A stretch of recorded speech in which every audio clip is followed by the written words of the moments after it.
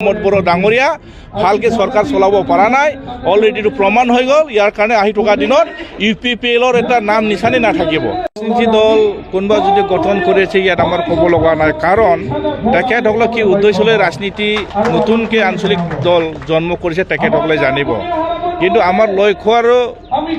লক্ষ্যটো হ'ল 2025 ছেপ্টেম্বৰ মাহত হ'ব লগা BTC ইলেকশ্যনত BPF দলে 100% মানে ফাইনাল যে আমাৰ চৰকাৰ অহাটো নিশ্চিত হৈ আছে কাৰণ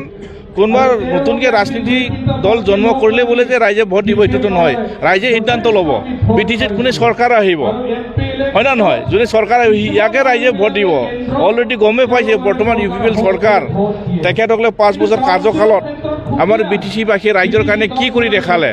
আৰু কি সপোন দেখাইছিলে তেখেতসকলে সেই সপোনটো বাস্তৱত আজিলৈকে কিবা তেখেতলোক কৰি দেখাব পাৰিছে নেকি এইটো ৰাইজে এতিয়া বিচাৰ কৰিব এতিয়া বিচাৰ কৰা সময় আহিছে ইয়াৰ কাৰণে মাত্ৰ সময়টো আপোনালোকে অপেক্ষা কৰক আহি থকা দিনত BTC ৰাইজে BPFৰ প্ৰতি এটা বিশ্বাস আছে যাৰ কাৰণে এতিয়া দলে বলে যিটো আমাৰ 5 নং চেৰপাং মানে ইউথ ওমেন আৰু BSCৰ উদ্যোগত যিটো যৌথভাৱে যিটো কৰ্মশালা যিটো হৈছে ইয়াত যথেষ্ট মানে দলে বলে ৰাইজে ওলাই আহিছে ইয়াতে বুজা যায় যে আমি আহি থকা দিনত নিশ্চিত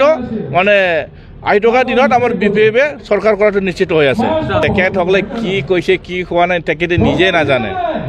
BTR চুক্তি দফাবিলাক ৰূপায়ণ কৰি দেখাব লাগিছিলে তেখেতসকলে সেই তেখেতসকলে BTR চুক্তিটো ৰূপায়ণ কৰিব নোৱাৰাৰ কাৰণে মানে ছুইজাৰলেণ্ডৰ কথা কৈ আৰু তেখেতক ছুইজাৰলেণ্ড কৰিম বুলি কৈ আৰু পিছত তেখেতে যি ধৰণৰ কথাবিলাক কৈছে নিজৰ কথা কোৱাতে ৰাইজে অলৰেডি গম পাইছে যে তেখেতসকলে ছুইজাৰলেণ্ড কৰাটো বাদে দিয়ক আমি এইটো বিচৰা নাই কিন্তু বৰ্তমান যিটো সমস্যা হৈ আছে যিবিলাক আমাৰ যুৱক যুৱতীসকলৰ যিটো সমস্যা হৈ আছে শিক্ষা দিগত তেখেতে ভালকৈ কৰি দেখাই দিয়ক না ৰাস্তা পথ যি ধৰণৰ আমাৰ যি ধৰণৰ হৈ আছে সেইবিলাক ভালকৈ কৰি দেখাই দিয়ক ইয়াৰ কাৰণে সকলোৱে ৰাইজে গম পাইছে ছুইজাৰলেণ্ড কথাটো বাদে দিয়ক সেই BTC প্ৰশাসনিক ব্যৱস্থাটো ভালকৈ চলাব পৰা নাই বছৰত যিটো বাজেট আহে 800 কোটি টকা যিটো পইচা যিটো আহে সেই পইচাটো তেখেতসকলে সময়মতে খৰচা কৰিব নোৱাৰে পইচাবিলাক ৰিটাৰ্ণ যায় এইটো প্ৰমাণ যে ক'ত ছুইজাৰলেণ্ড কৰিব পাৰিব পইচাটো তেখেতসকলে খৰচা কৰিব নোৱাৰা এই চৰকাৰখন কেনেকৈ ছুইজাৰলেণ্ড কৰিব কওকচোন এইটো ৰাইজে বিচাৰ কৰিব কাৰণ এতিয়া মই কোৱাৰ লগে লগে তেখেতলোক ভাবিব পাৰে এই ধৰণৰ কথাবিলাক কৈয়ে থাকিবলৈ ভাবিব পাৰে ইয়াৰ কাৰণে তেখেতসকলে এতিয়া হাতত কোনো অস্ত্ৰ নাই ৰাইজক ঠগাই মেলি তেখেতক ভোট ল'বৰ কাৰণে চেষ্টা কৰি আছে অলৰেডি ৰাইজে গম পাইছে আহি থকা দিনত UPPLৰ প্ৰতি ৰাইজৰ হতভম্ব হৈ আছে ৰাইজে UPPLক ভোট নিদিয়ে ফাইনেল আপুনি বড়ো ডাঙৰীয়াৰ ফেইলৰৰ কাৰণে নতুন আকৌ ৰাজনীতি দল এটা জন্ম হ'বলৈ পৰিস্থিতি বাধ্য কৰাইছে তেখেতসকলক মই এইটোৱে কামনা কৰিম তেখেতলোক ভালকৈ চিন্তা কৰক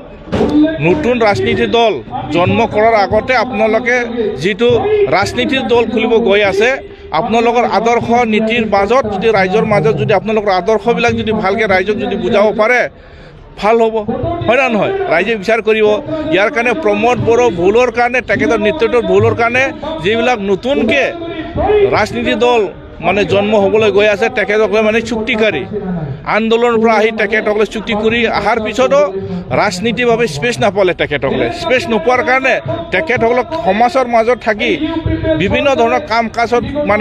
কাম কাজ কৰিবৰ কাৰণে তেখেতসকলে আগুৱাই আহিছিলে তেখেতক ৰাজনীতিৰ স্পেচ নোপোৱাৰ কাৰণে তেখেতসকলে পাবলৈ বাধ্য হৈছে বোলে তেখেতসকলে এতিয়া ক'বলৈ ধৰিছে ইয়াৰ কাৰণে মই এইটোৱে কামনা কৰিম যে আহি থকা দিনত তেখেতসকলৰ জীৱনত ছাকচেছ হওক আৰু ৰাজনীতি যিটো গঠন কৰিছে যিটো আৰু ভাল উদ্দেশ্য লৈ যাতে সমাজৰ মাজত কাম কৰিবৰ কাৰণে আগুৱাই যায় পাৰক মই এইটো কামনা কৰিছোঁ ইয়াতে বুজাইছে যে প্ৰমোদ বড়ো ডাঙৰীয়া 5 বছৰ কাৰ্যকালত একো কাম কৰিব পৰা নাই যিবিলাক NDB ল'ৰাসকলক সংস্থাপনৰ কথা কৈছিলে চাকৰি বাকৰিৰ কথা কৈ আছিলে আজিলৈকে তেখেতসকলে NDB ল'ৰাসকলক সংস্থাপন দিয়াটো বাদে দিয়ক একো দিবই পৰা নাই কিন্তু ল'ৰাবিলাকৰ যিটো সপোন যিটো আমাৰ BTC শক্তিটো ভালকৈ ৰূপায়ণ হ'লেও ইয়াত ল'ৰাবিলাক সন্তুষ্ট হ'লে হয় কিন্তু দফাবিলাকতো ৰূপায়ণ কৰিবই পৰাই নাই কাৰণ আৰু ল'ৰাবিলাক বিৰাট কষ্টৰ মাজত তেখেতসকলে ভুগিব লগা হৈ আছে কেছবিলাক এতিয়ালৈকে শেষ হোৱা নাই এতিয়া হাজিৰা মুজিৰা কৰি তেখেতসকলৰ সংসাৰ চলিব লগা হৈ আছে ইয়াৰ কাৰণে মই বৰ্তমান প্ৰমোদ বড়ো ডাঙৰীয়াক এতিয়া অনুৰোধ কৰিতো লাভ নাই অলৰেডি 5 বছৰ গুচি গ'ল এতিয়া এই ল'ৰাবিলাকে সিদ্ধান্ত ল'ব কাক চৰকাৰত আনিব লাগে, কাক পাৱাৰ দিব লাগে, ইয়াৰ কাৰণে অলৰেডি প্ৰমোদ বড়োৰ ওপৰত হতভংগ হৈ এতিয়া নতুনকৈ যিবিলাক ৰাজনীতি দল জন্ম হ'ল এইবিলাকৰ কাৰণে হ'ব লগা হৈ আছে। ইয়াৰ কাৰণে প্ৰমোদ বড়ো ডাঙৰীয়া